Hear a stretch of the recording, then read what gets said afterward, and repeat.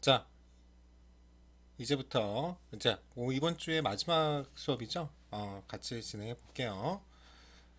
잠시만요. 표를 그려보고 외워볼게요. 회계 이론적 구조 한번 볼게요. 여기 회계의 목적이 있어요. 그리고 공준이 있고 주체가 있고요. 이게 좀 어려워요. 이게 질적 특성이라는 게 있습니다. 이게 굉장히 중요해요. 회계 정보의 질적 특성이 있어요. 이래야지 이걸 회계라고 정보라고 우리가 한다 이거예요. 그 질적 특성에 의해서 회계 원칙이 만들어집니다. 그 회계 기준이라고 했죠. 보통 가트라고 하는데요. 이게 나오고 요 질적 특성에서 회계 기준을 할 때 회계 개념이 나옵니다. 회계 재무제표에 요소가 있어요. 그리고 거기다 뭐 관습, 절차, 실무가 되는 건데 실제 요 두 개가 키가 된다. 그래서 요 지적 특성은 모든 회계 시험에 나와요. 그래서 꼭 기억해 두셔야 됩니다. 자, 회계의 목적입니다. 바로 우리가 아는 다수의 정보 이용자가 있죠. 그 내부, 외부 이렇게 하는 거 잊지 마시고 경제적인 의사 결정을 한다 이거예요. 그에 있어서 바로 우리가 유용한 정보를 제공하는 게 바로 회계의 목적이다. 꼭 기억해 주셔야 돼요. 정보 이용자가 경제적 의사결정을 하기 위해서 필요한 유용한 그러한 정보를 준다. 그렇죠? 이게 꼭 기억해 주셔야 될 내용입니다. 회계. 다음 보시면 미국 회계학회에서는요 한정된 자원의 사용을 위한 의사결정이다. 그리고 기업의 인적, 물적 자원의 효과적인 지휘와 통제를 한다. 그 다음에 자원의 유지와 보고, 그 사회적 기능의 통제와 촉진을 위한 것이다. 이렇게 하는 거고요. 미국 재무회계 기준 심의에서는 투자에 유용한 정보를 제공하고, 현금 흐름 전망하는 평가 정보를 제공하고, 기업의 자원, 채무 및 소유자 지분에 관한 정보를 제공한다. 이건데, 이런 게 있다 하시면 되고, 이거 미국 얘기잖아요. 이게 미국에서 이제 어, 처음에 우리나라가 가지고 왔으니까 특히 미국 회계학회 거를 많이 써요. 근데 실제로는 어,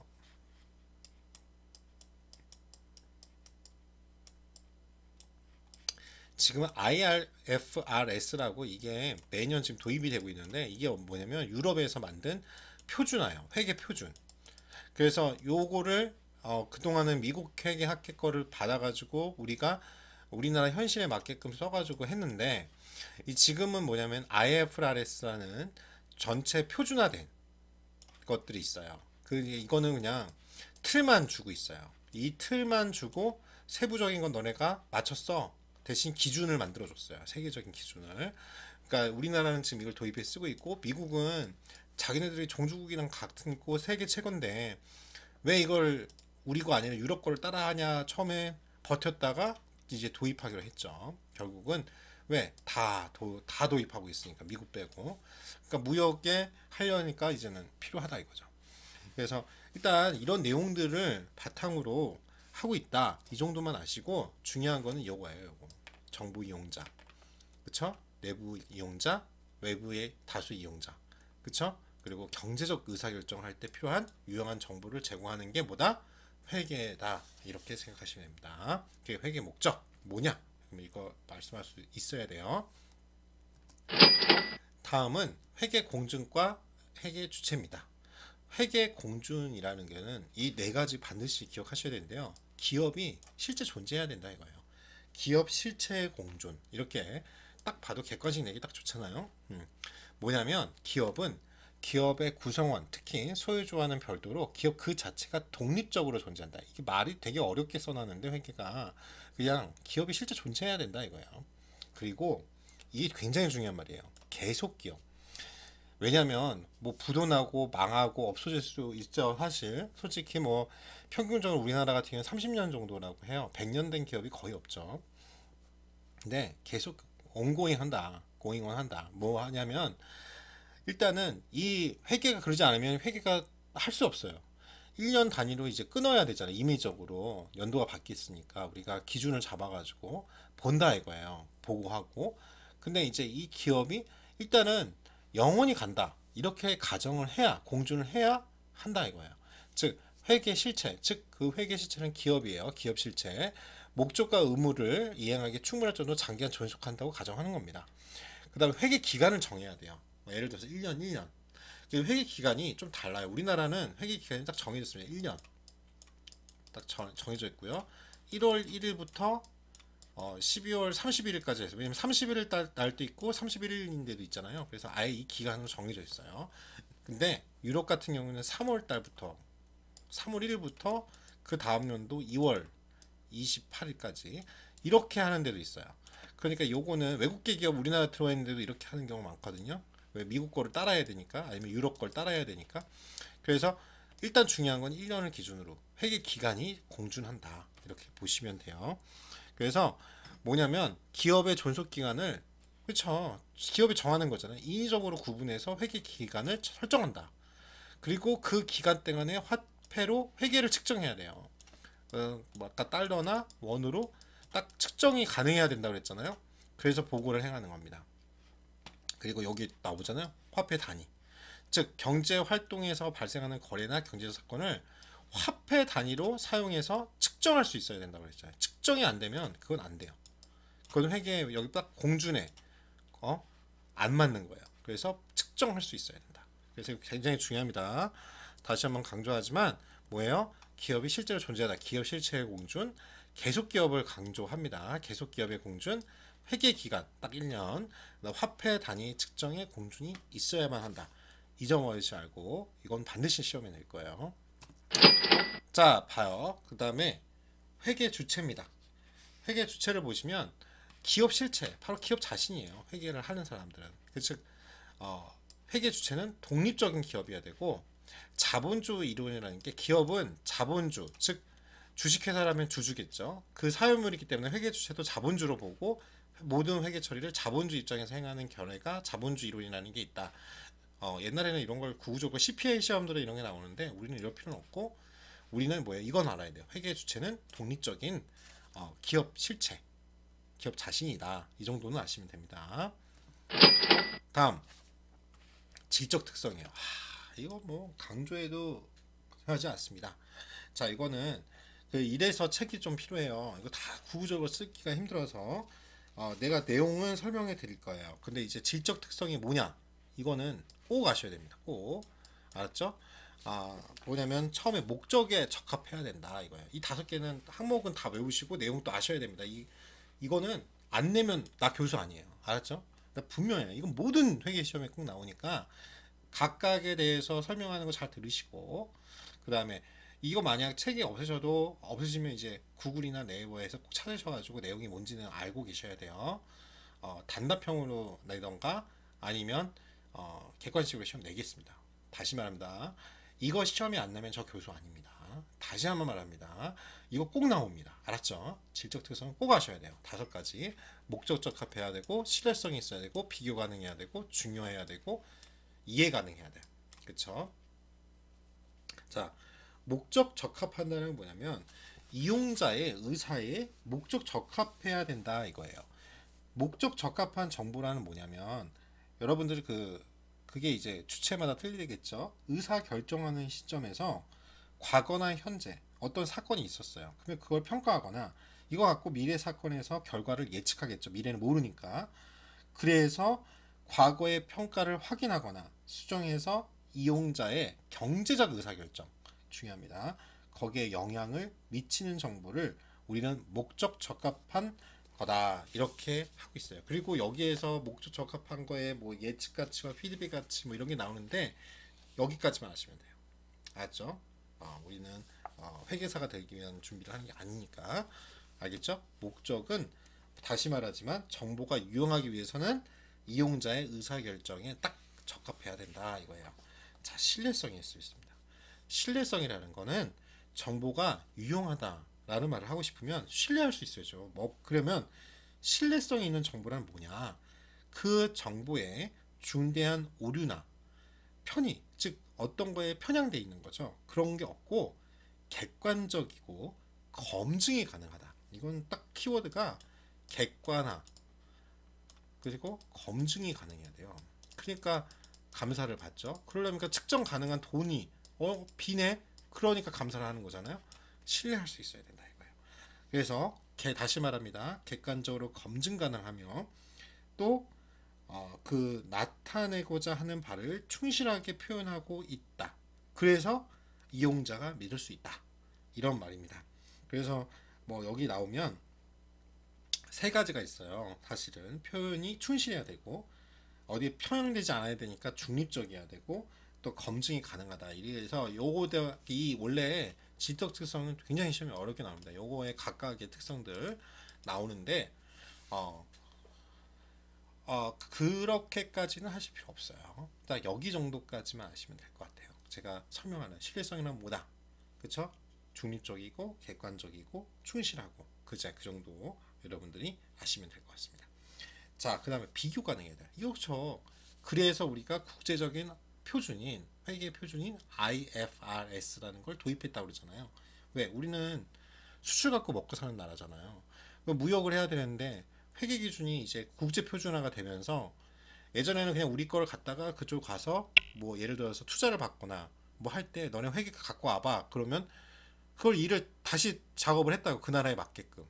그쵸? 그러니까 돈이 엄청 들었겠죠. 근데 지금 이거 처음에 도입해가지고 적용하기가 힘들어서 그렇지 도입만 하면 그 다음부터 유럽이나 그쵸? 미국 뺀 지금 또 미국에서도 통해요. 다 통용이 된단 말이에요. 왜? 표준화되어 있으니까. 비교가 가능하죠. 자, 그럼 비교 가능성이 뭔지 설명해 드릴게요. 비교 가능성이란 정보 이용자로 하여금 두 개의 경제 현상 간의 유사성과 차이점이 있겠죠. 그렇죠. 유사성과 차별성이 있어요. 그거를 식별, 즉 알 수 있다 이거예요. 그 정보를 말합니다. 자, 그러면 그 다음 중요성입니다. 회계 정보의 중요성은 우리가 중요하지 않은 것은 보통은 상세하거나 막 이러기도 해요. 회계에서 그거는 이제 나오면 설명해 드리겠습니다. 계정 같은 거 배울 때 회계 정보의 중요성이란 뭐냐면 기업 환경에 비추어 가지고 회계 정보가 생략이나 오기 등이 정보 이용자의 판단을 달리하거나 또는 그 판단에 영향을 미칠 정도의 크기를 말합니다. 알았죠? 자, 그래서 거기 보시면 만약 교재가 있으면 보시면 회계 정보의 기본적인 특성을 회계 실무에 적용시킬 때 이론과 실무의 차이를 극복할 때 실행의 구체적 기준이 바로 중요성이라는 지적 특성입니다. 그렇죠? 이론하고 실무는 항상 괴리감이 있습니다. 그때 우리는 뭐예요? 중요한 것, 즉 우선순위를 도와주고 하잖아요. 그랑 똑같은데 바로 이 회계 정보의 지적 특성이라고 표준적으로 딱 이게 개념이 있으니까 실무에서 이거 갖고 실행을 한다 이거예요. 괴리감이 생겼을 때. 자, 그 다음에 효율성과 이해 가능성인데 보통 이해 가능성만 얘기합니다.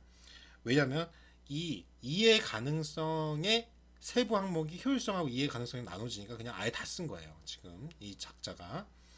자, 효율성과 이해 가능성이라는 게 있는데 이거는 뭐냐면 회계 정보를 제공할 때 제약 조건이라고 보시면 돼요. 제약하는 거예요. 그렇죠? 영어는 constraint죠. 뭐냐면 효율적이어야 된다 이거예요.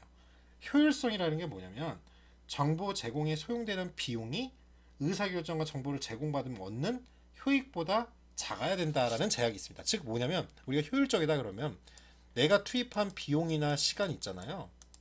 시간이 적어야 된다 이거예요. 내가 수익을 봐야 되는데 자 봐봐요. 내가 어떤 거를 하려고 회계 정보를 딱 봤더니 이거 회계 정보를 만들어 가지고 이렇게 예를 들어서 아까쯤에 프랑스에 가가지고 어떤 거를 내가 물건을 팔고 싶어. 근데 그게 물건 자체가 1,000만 원짜리 10개예요. 그쵸? 그럼 1억이잖아요. 근데 가가지고 뭐냐면 물건을 팔려고 하다 보니까 거기 회계 정보를 맞춰야 되고 뭐 무역 장벽 있고 막 이러니까 비용이 9천만 원 들어.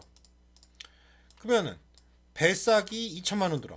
비용이 드는 걸 계산해 보니까 오히려 마이너스 1,000만 원 적자야. 여러분이 하시겠어요 이거? 안 하잖아요. 즉 내가 하려면 효율성이 있어야 된다면 이 정보를 제공하는 소요되는 비용이 의사결정자가 정보를 제공받으면서 얻는 그 효익, 즉 이득이 작아야 된다. 즉 비용이 더 작아야 된다 이거예요. 알았죠? 이해 가능하다 이거는 말 그대로 회계 정보를 정보 이용자가 이해할 수 있어야지 효율적이다. 그러니까 표준화가 돼야 약속을 해가지고 만들어야 너 누구나 여기가 이런 걸 딱 회계 정보 재무제표를 보니까 여기는 흑자가 나는 데구나. 여기는 적자가 나요. 여기는 미래 가능성이 있겠구나. 이런 것들을 알 수 있다고요. 경영 분석을 하면 이해되시겠죠? 굉장히 중요한 내용입니다. 자, 회계 개념인데 이 책이 이 지으신 분이 옛날 대차대조표라고 썼어요. 그냥 재무상태표예요. 재무상태의 중요한 키워드를 정리해드리면 일정 시점, 아예 말 정해둘게요. 12월 31일이에요. 각 매년 말, 그쵸? 일정 시점에 있어서 기업의 재무상태를 나타내는 회계보고서입니다. 알겠죠? 자, 재무상태표라는 건 굉장히 중요한데 기업에 투자한 지금 자금의 운용 상태인 자산, 운용하고 있는 게 자산이에요. 그쵸? 지금 내가 호텔이면 호텔 건물, 그쵸? 임대하는 업장, 그쵸? 이해되시죠? 그게 자산이에요. 기업 자금의 조달 원천인 부채, 그리고 소유자 지분, 이거를 결산일 보통 12월 30일이 되는데 현재 잔액으로 표시하는 거예요. 즉 뭐냐면 미리 말씀드리면 이렇게 구성되어 있습니다. 아예 개념으로 잘 알아두세요. 자, 우리가 하는 이 호텔이라는 거를 호텔이 1,000억짜리 호텔을 우리가 지었어요. 근데 여러분들이 1,000억이 바로 있어요? 없죠. 내가 자본금이 10억 그리고 990억, 이거 너무 큰데 그렇죠? 900억으로 할까요? 100억. 자, 그러면 자, 두 가지로 구성되어 있습니다. 자, 이건 뭐냐면 이 자산 호텔이라는 게 지으려고 하는데 1,000억이 들어. 근데 내 자본금은 100억밖에 없어. 그러면 나머지는 뭐예요? 빚을 져가지고 은행이든 아니면 지원금이든 어떤 거에서 빚을 져서 이걸 샀을 거 아니에요. 호텔을 지었을 거 아니에요. 그러면 뭐냐, 이걸 이쪽 부분을 자금을 조달한다라고 해요. 자금을 조달한다. 그래가지고 지금 자산 호텔을 운용한다. 즉 운영한다 이거예요. 운영해서 이용한다. 알았죠? 그래서 요 꼭 기억하세요. 좀 지저분한데 공식이 있습니다. 자산은 부채 플러스 자본이에요. 어렵지 않죠? 부채는 빚이라고 그랬어요. 즉 아주 쉽게 하면 자본은 내 돈이에요. 내 돈. 내가 갖고 있는 돈. 그렇죠? 요 부채는 빚이잖아요. 그러니까 다시 말하면 남의 돈. 알겠죠? 내 돈하고 없으니까 남의 돈 꿔서 이거 호텔 샀다는 거예요. 이해돼요? 그게 재무 상태예요. 그러면 매년 틀릴 거 아니에요. 쪼그라들 수도 있고 늘릴 수도 있잖아요. 근데 요거의 변수가 이 원인이 되는 게 이게 원인이고 이게 결과예요. 뭐야? 부채가 적어질 수 있고 부채가 늘어날 수도 있고 자본금이 늘어날 수도 있고 작아질 수도 있죠. 이해되시죠?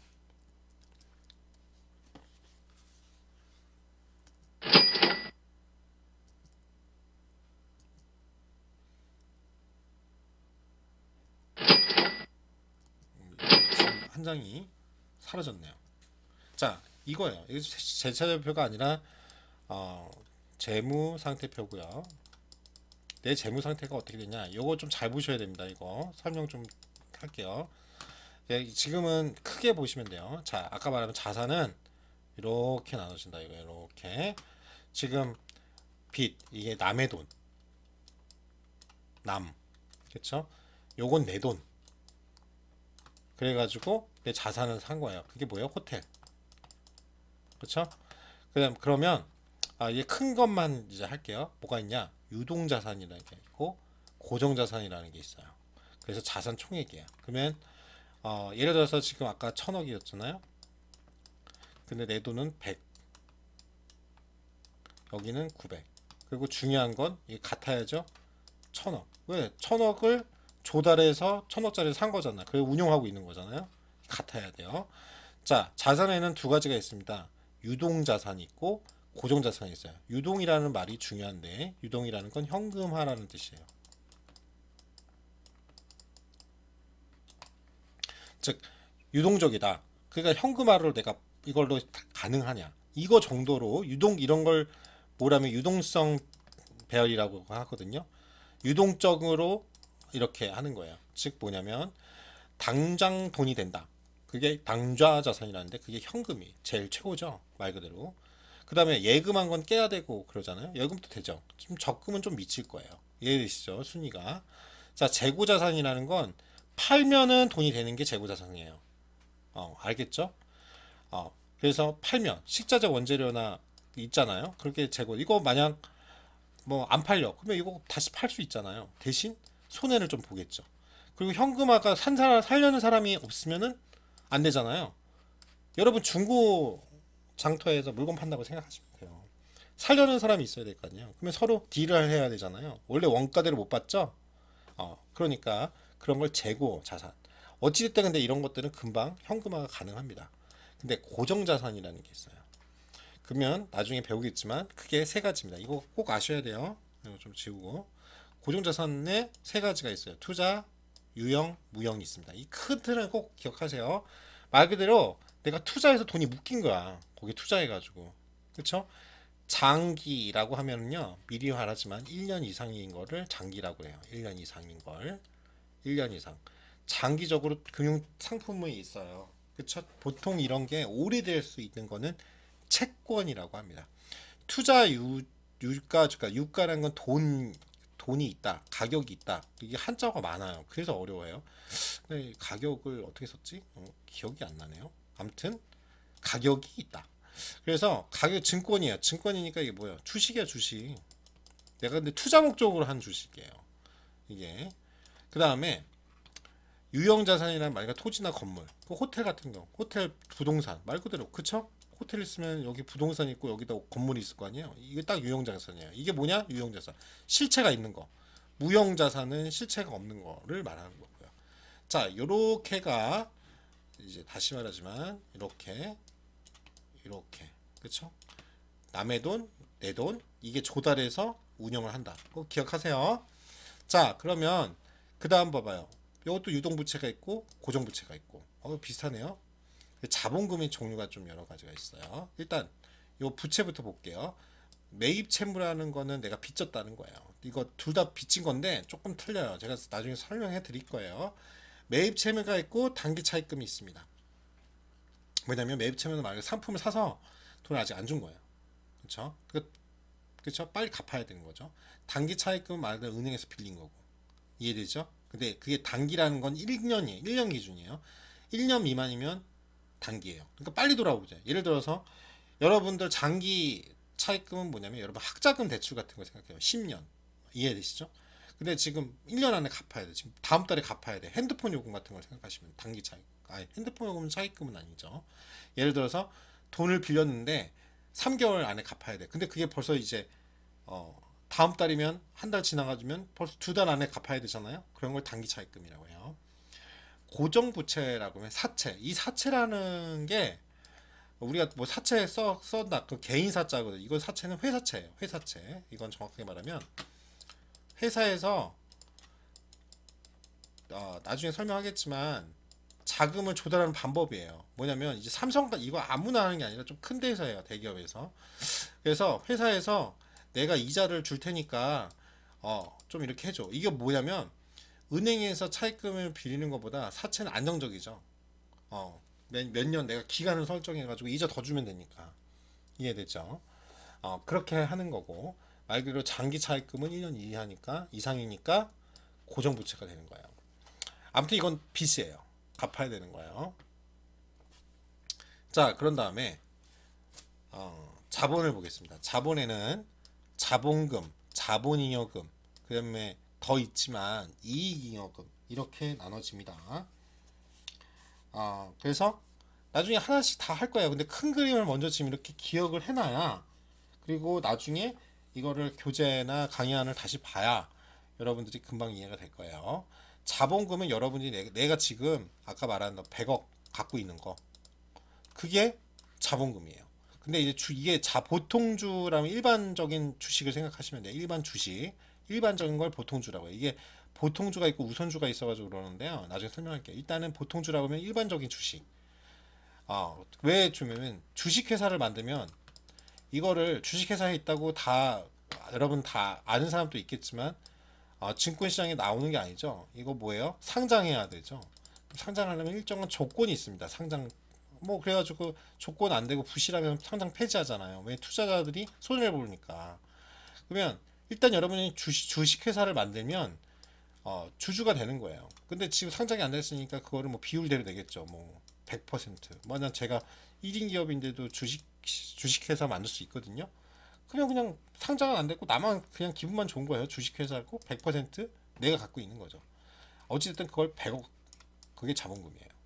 내 돈. 내 순수한 게 투자한 돈. 회사 만들려고.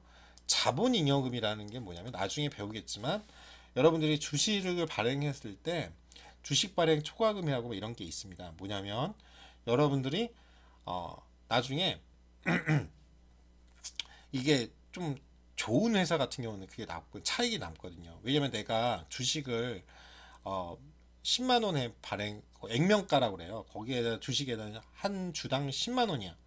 근데 삼성 같은 경우는 특히 그러겠죠. 예를 들어 삼성에서 지금 그냥 여러분들이 보기만 해도 한 주당 뭐 몇십만 원 하잖아요. 2, 30만 원씩 하는데 막 10만 원에 발행을 한다.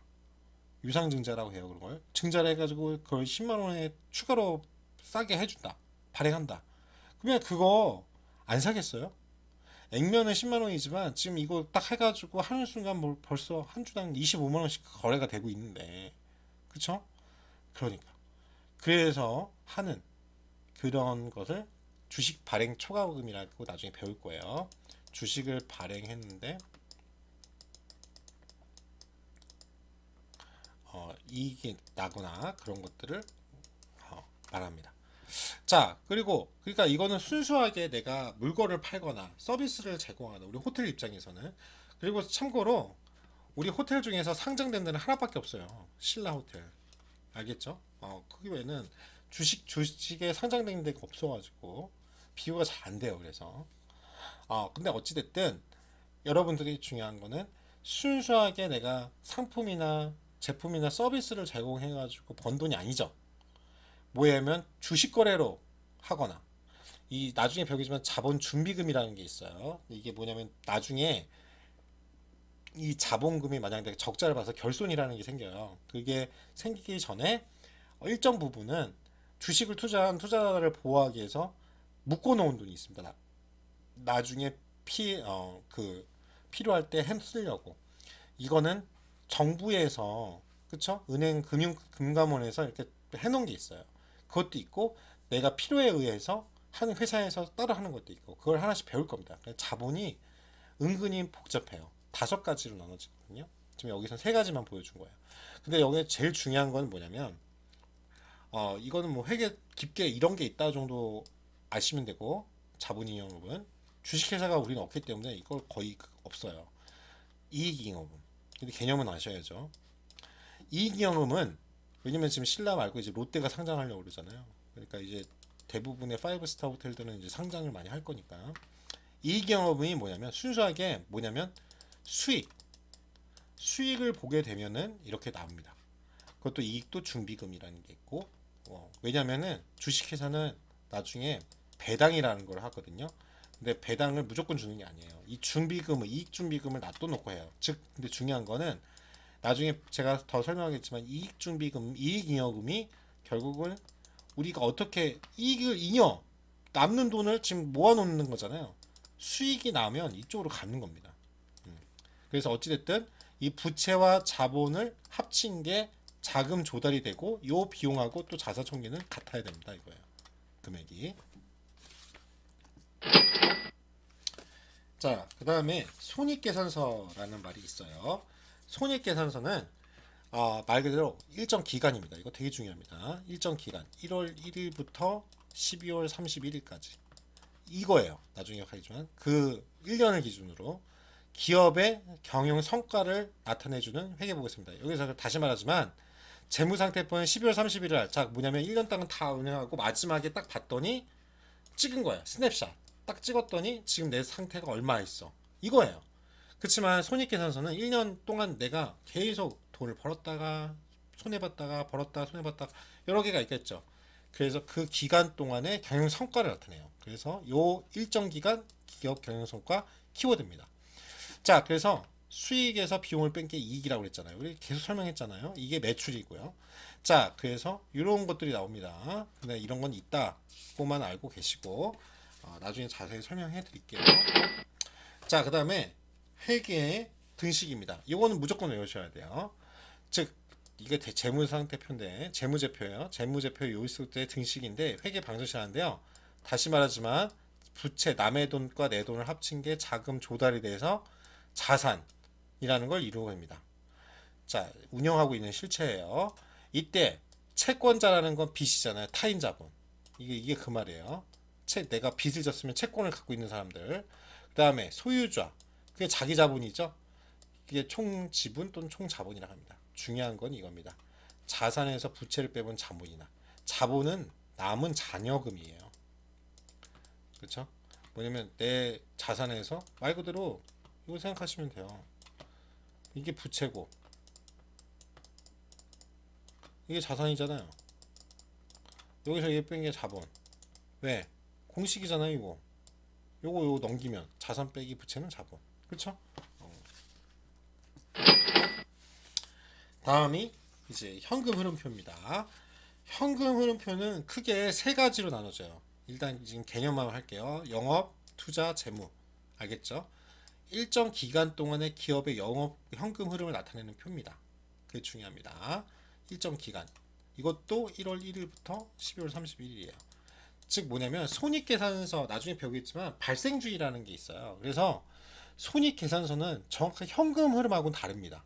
근데 여러분이 혹시 들어보셨는지 모르지만 흑자부도라고 하는 게 있어요.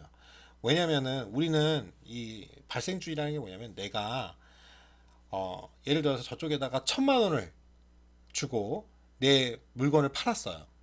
물건을 팔았는데 아직 돈을 못 받았어. 그렇지만 내 회계장부에는 1,000만 원을 팔았다. 왜? 저거 받을 거니까. 근데 못 받았어. 근데 거기가 부도났어. 나한테 돈을 안 줘. 그럼 나 현금 없잖아요. 이해되시죠? 그런 경우가 비일비재. 그래서 이게 언제 그러냐면 옛날에 1999년, 97년인가? 그때 IMF 터졌을 때 정말 재무 상태는 손익계산서는 나쁘지 않은데 현금이 없어가지고 당장 뭐 단기 차입금이 무서운 게 그거예요. 돈이 갚아야 되는데 돈이 없어 현금이. 뭐 팔려고 해도 안 팔려. 그러니까 결국은 뭐예요? 기업이 팔리는 거죠. 통째로. 이해되시죠? 그래서 현금 흐름표가 굉장히 중요해졌습니다. 그래서 일정 기간에 실제로 돈 갖고 있는 현금. 즉 그래서 유동성 비율이 중요한 거예요. 유동적인 돈. 가장 최고가 현금이었잖아요. 현금을 나타내는 표인데 이 현금의 변동 내용을 명확하게 보고하기 위해서 당해년도, 당해 회계기간이라는 말을 합니다. 그러니까 이거죠. 1월 1일부터 지금이면 2020년 1월 1일부터 12월 31일까지 속하는 현금이 들어오고 나가는 내용, 유입과 유출 내용을 표시한 거예요. 근데 현금은 세 가지 형태로 활동을 통해서 현금이 창출됩니다. 영업을 한다. 이게 순수하게 제일 중요하죠. 영업. 아니면 투자를 한다. 그쵸? 투자를 한다. 아니면 재무활동. 즉 돈을 은행에서 빌리거나 갚는다. 이해되시죠? 투자는 뭐 예를 들어서 내가 부동산을 산다. 이렇게 되는 거예요. 근데 중요한 게 투자에는 우리 호텔 얘기했으면은 부동산이나 그쵸? 고정자산이죠. 부동산이나 호텔 건물을 샀을 거 아니에요. 이해되십니까? 그다음에 옆에 있는 땅을 사서 주차장으로 만들었던가. 이게 다 투자잖아요. 투자하면 뭐예요? 현금은 나갑니다. 마이너스예요. 현금은 유출이 되죠. 그쵸? 영업 활동은 두 가지죠. 내가 영업을 잘하면 수익이 나면 플러스고 현금은 늘겠죠 당연히. 영업이 안 돼가지고 마이너스게 지금 이런 상태잖아요. 재무 활동은 뭐냐면 이거 잘 기억하세요. 이게 많이 헷갈려 하는데 재무 활동은 돈은 현금은 어떻게 해요? 은행에서 돈을 꾸면 1억을 꿨어요. 아까 저희가 900억 꿨다고 그랬죠. 내 자본금은 100억이고 900억을 꿨어요. 그러면 재무활동 현금은 어떻게 해요? 플러스가 돼요. 그러니까 재무활동으로 현금이 재무활동으로 늘었다 그러면 빚이 많아졌다는 뜻이에요. 알겠죠? 그게 헷갈립니다 많이. 근데 당연한 거죠. 내가 은행에서 돈을 꿨으니까 지금 여러분 그렇잖아요. 여러분이 지금 돈이 없는데 은행에서 대출을 받았어요. 만약 대출 생각하시면 대출을 100만 원 받았어. 그러면 여러분 통장에는 얼마 찍혀요? 100만 원이 찍힐 거 아니에요.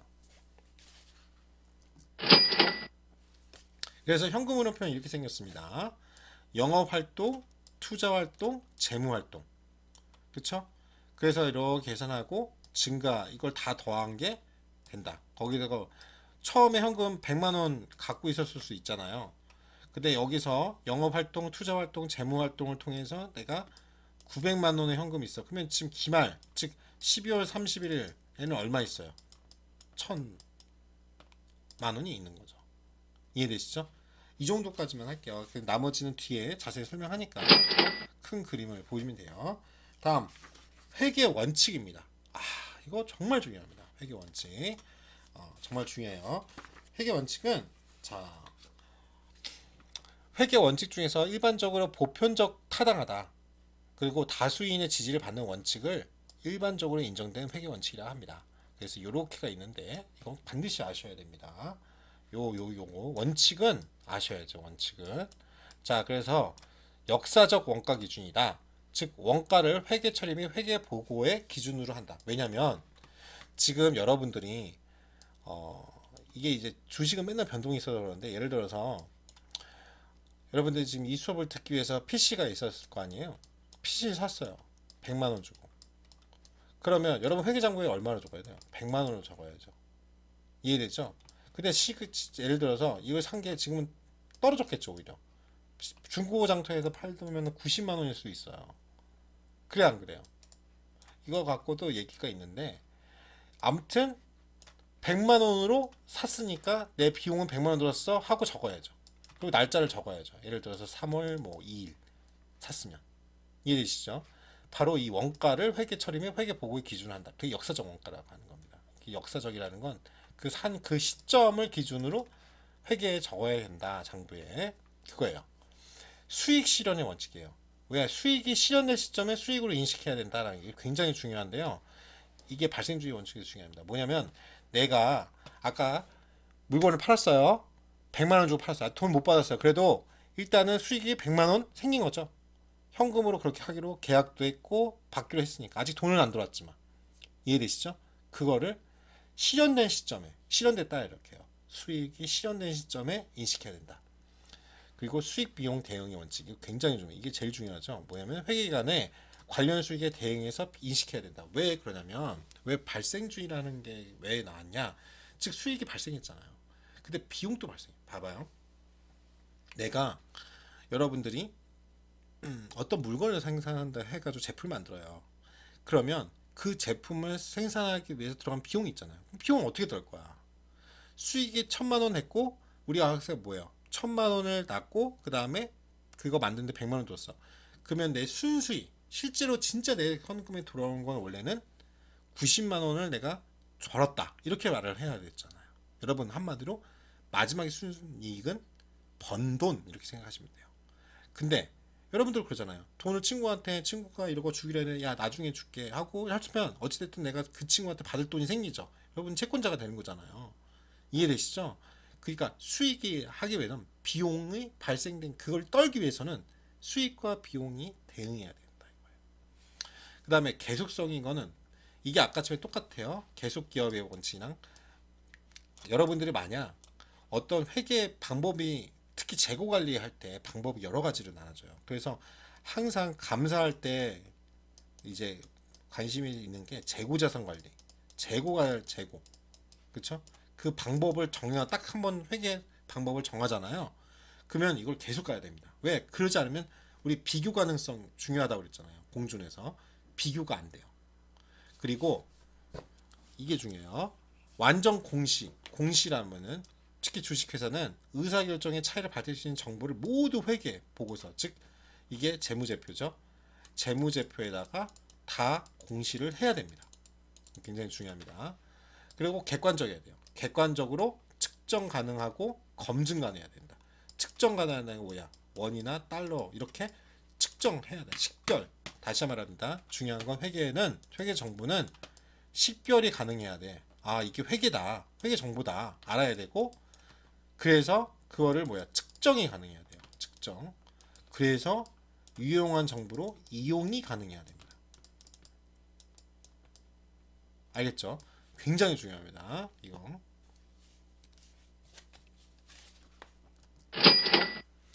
자, 회계 관습과 절차 및 실무인데요. 이건 그냥 읽고 넘어갈게요. 그러니까 이런 것들이 관습적으로 어떤 규칙적으로 실무적으로 존중하고 받아들이는 거 회계 관습적으로 한다. 이렇게 하고요. 당연히 절차라는 건 어떤 순서나 방법이잖아요. 그래서 이 회계 원칙을 정확하게 구체적으로 하는 과정이 있고 그래서 실제로 회계 행위가 이루어지는 걸 회계 실무다. 이렇게 한다는 겁니다. 자, 이제 마지막입니다. 과제 세 번째예요. 좀 내용이 많았죠. 여기 굉장히 막판에 중요한 내용이 엄청 나왔어요. 그래서 네 페이지입니다. 그래서 회계 호텔 경영의 회계적 특징이 있었죠. 그거 한 페이지 요약하시고요. 회계 정보의 질적 특성이 있었습니다. 중요하다. 이거 꼭 시험에 낸다고 했어요. 요약하시고요. 공부한다 생각하시고 재무상태표, 손익계산서, 현금흐름표를 요약하십시오. 한 페이지입니다. 회계 원칙에 대해서 요약하십시오. 그래서 한 페이지입니다. 근데 여러분 제가 이 숙제를 내주면서 이 일부러 과제를 이렇게 내주는 이유가 여러분 어차피 이게 혹시 어떻게 될지 모르지만 개별 과제로 만약 팀 프로젝트가 아니라 개별 과제로 만약 바뀐다. 그럴 때를 대비해서 미리 하시라 이겁니다. 알겠죠? 그러면 나중에 지금은 괴롭지만 마지막에 시험 공부만 할 준비만 하면 되니까. 알았죠? 직장 생활하면서 바쁘잖아요. 미리 조금씩 한다고 생각하시면 될 것 같습니다. 오늘 좀 생각보다 마지막 시간이 좀 길었네요. 자, 오늘 여기까지 하고요. 수고 많으셨습니다. 다음 주에 꼭 봐요. 근데 얼굴을 못 보니까 이걸로 봐요. 그리고 다음 주는 제 얼굴 공개를 하도록 하겠습니다. 자, 수고 많으셨습니다.